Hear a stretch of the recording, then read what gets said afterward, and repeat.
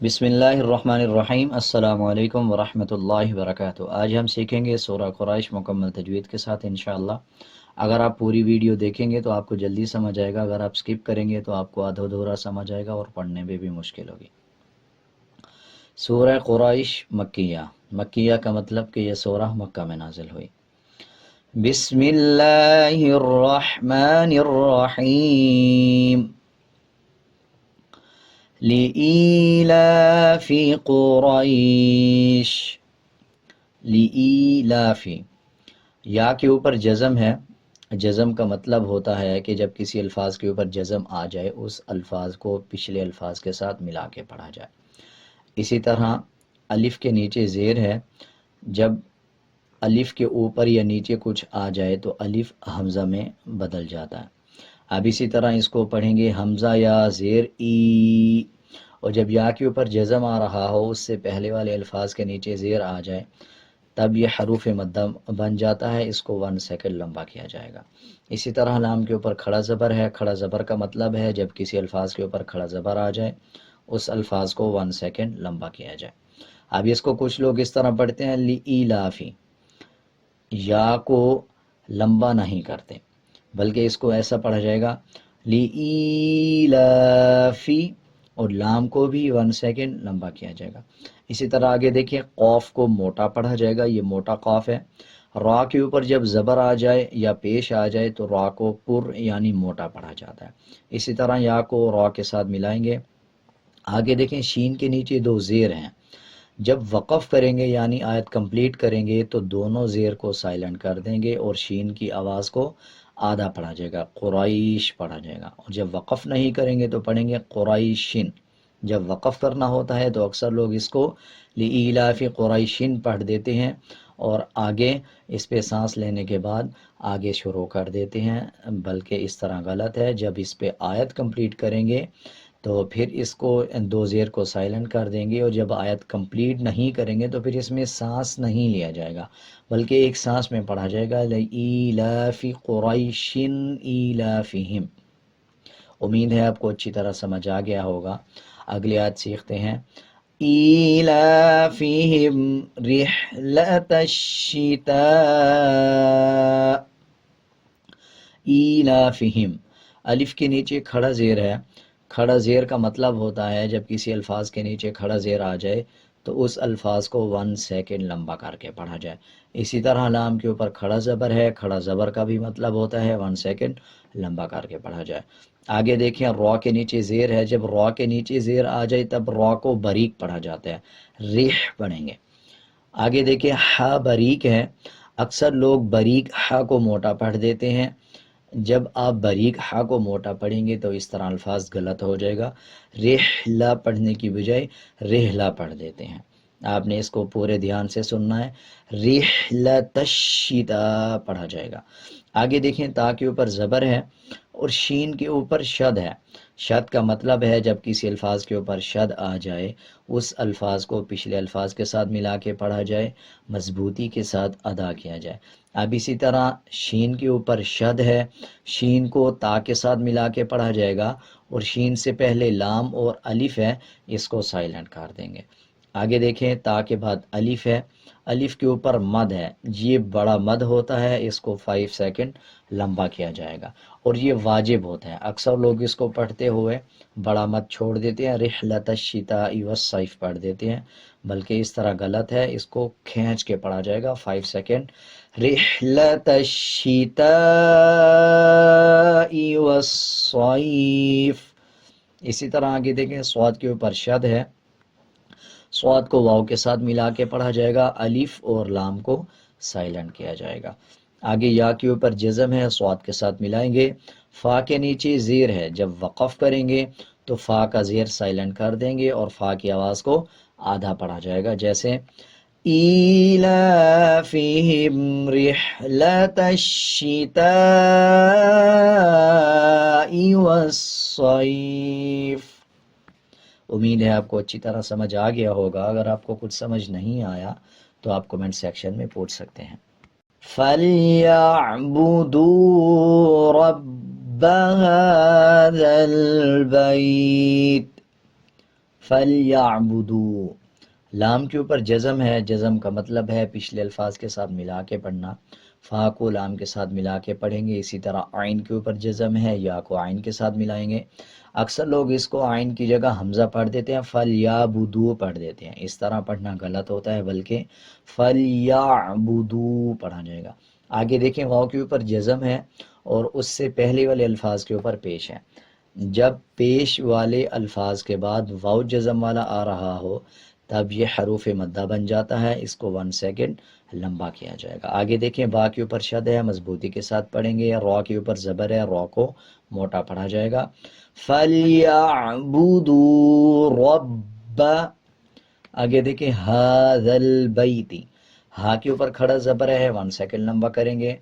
لام کے اوپر جزم ہے، لام کو ذال کے ساتھ ملا کے پڑھا جائے گا. یہ جو ذال کے بعد الف ہے اس کے بعد الف ہے، لام سے پہلے والا، ان دونوں الف کو سائلنٹ کر دیں گے. آگے دیکھیں تا کے نیچے زیر ہے، جب وقف کریں گے تو زیر کو سائلنٹ کر دیں گے اور تا کو آدھا پڑھیں گے. جیسے فَلْيَعْبُدُوا رَبَّ هَذَا الْبَيْتِ. آگے دیکھیں الَّذِي أَطْعَمَهُم مِّن جُوعٍ. الَّذِي أَطْعَمَهُم، لام کے اوپر شد ہے، شد کا مطلب ہوتا ہے کہ پچھلے الفاظ کے ساتھ ملا کے پڑھا جائے. اب اسی طرح جب پچھلے الفاظ پہ ہم وقف کر لیں گے، تا پہ وقف ہو جائے گا تو یہاں تک آیت کمپلیٹ ہو جائے گی. آگے دیکھیں لام کے اوپر شد ہے، پھر جو لام سے پہلے الف ہے اس کے اوپر زبر آ جائے گا. اب اس کو حمزہ لام زبر ال پڑھا جائے گا. الذی، اکثر لوگ اس پہ کنفیوز ہو جاتے ہیں کہ اب لام کے اوپر شد ہے اور زبر ہے، پیچھے تو الف خالی ہے، تو اس کو کس طرح پڑھا جائے گا. اس بات کو آپ نوٹ کر لیں، جب لام کے اوپر شد آ جائے اور اس سے پہلے خالی الف آ رہا ہو تو الف کے اوپر زبر آ جائے گا، پھر لام کے ساتھ الف کو پڑھیں گے، یعنی حمزہ لام زبر ال پڑھا جائے گا. الذی. اسی طرح یا کے اوپر چھوٹا مد ہے. چھوٹے مد کا مطلب ہوتا ہے جب کسی الفاظ کے اوپر چھوٹا مد آ جائے اس مد کو 3 سیکنڈ لمبا کر کے پڑھا جائے. آگے دیکھیں طا کے اوپر جزم ہے، جب طا کے اوپر جزم آ جائے تو قلقلہ کرتے ہیں اور طا موٹے حروفوں میں سے آتا ہے. الذی اطعمہم من. آگے دیکھیں میم کے اوپر شد ہے. شد کے 3 مطلب ہوتے ہیں. پہلا مطلب پچھلے الفاظ کے ساتھ ملانا، دوسرا مطلب مضبوطی سے پڑھنا، تیسرا مطلب جب نون اور میم کے اوپر شد آ رہا ہو تو غنہ کرنا. اسی طرح اب دیکھیں ہا کے اوپر پیش ہے، اس کے بعد میم ہے، میم کے اوپر جزم ہے، اس کے بعد پھر میم ہے، میم کے اوپر شد ہے. اور اکثر لوگ اس میں یہ بھی کنفیوژن میں رہ جاتے ہیں کہ اب اس میں سے کون سا میم پہلے پڑھا جائے گا. جب جزم والے الفاظ کے بعد شد والا الفاظ آ رہا ہو تو اس کے درمیان میں جو الفاظ ہوتا ہے یعنی جزم والا، اس کو سکپ کر دیا جاتا ہے، شد والے کو پڑھا جاتا ہے. اب اس کے ہجے یوں ہوں گے ہا میم پیش ہم، میم نون زیر مین. اس ہا کے بعد جو میم ہے اس میم کو سائلنٹ کر دیا جائے گا اور دوسرا میم پڑھا جائے گا. اب میم کے اوپر شد ہے تو غنہ کریں گے. اسی طرح آگے نون کے اوپر جزم ہے، اخفا کریں گے، میاں پڑھا جائے گا. آگے دیکھیں جیم کے اوپر پیش ہے اور واو کے اوپر جزم ہے. جب واو کے اوپر جزم آ جائے، اس سے پہلے والے الفاظ کے اوپر پیش آ جائے، تب یہ حروف مدہ بن جاتا ہے. اس کو 1 سیکنڈ لمبا کر کے پڑھا جائے گا. عین کے نیچے 2 زیر ہیں، جب وقف کریں گے دونوں زیر کو سائلنٹ کر دیں گے اور عین کو آدھا پڑھیں گے. جیسے الذی اطعمہم من جوع. آگے دیکھیں وآمنہم من خوف.